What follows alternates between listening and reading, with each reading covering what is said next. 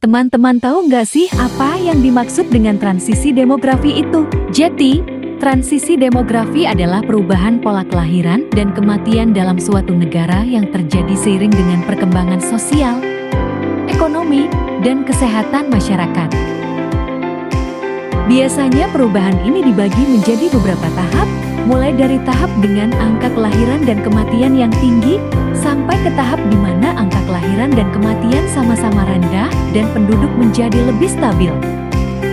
Nah, untuk mengetahui posisi Filipina berada di tahap yang mana, kita bisa melihatnya melalui data angka kelahiran atau CBR dan angka kematian atau CDR dalam beberapa puluh tahun terakhir.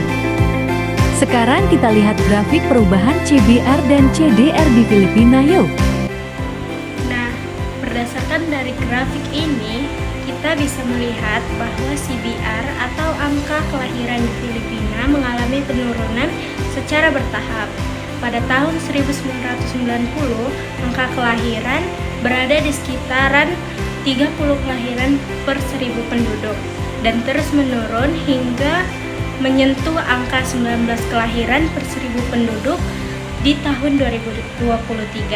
Sementara CDR atau angka kematian relatif stabil, yaitu berada di kisaran 5-6 kematian per 1000 penduduk selama periode tersebut. Nah teman-teman, dari data yang tadi bisa kita lihat bahwa negara Filipina itu sekarang sudah berada di tahap ketiga dalam teori transisi demokrasi.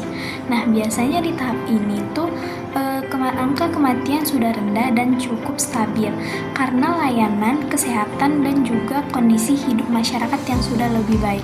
Sementara itu angka kelahiran itu mulai menurun, akan tetapi jumlah penduduknya itu masih tetap sama atau masih tetap bertambah, hanya saja yang membedakan itu pertumbuhannya tidak secepat dulu.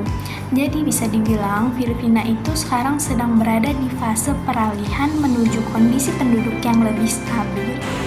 Nah, teman-teman tahu nggak? Ada loh beberapa faktor yang mempengaruhi perubahan demografi di negara Filipina. Antara lain itu, yang pertama ada peningkatan akses layanan pendidikan terutama bagi perempuan.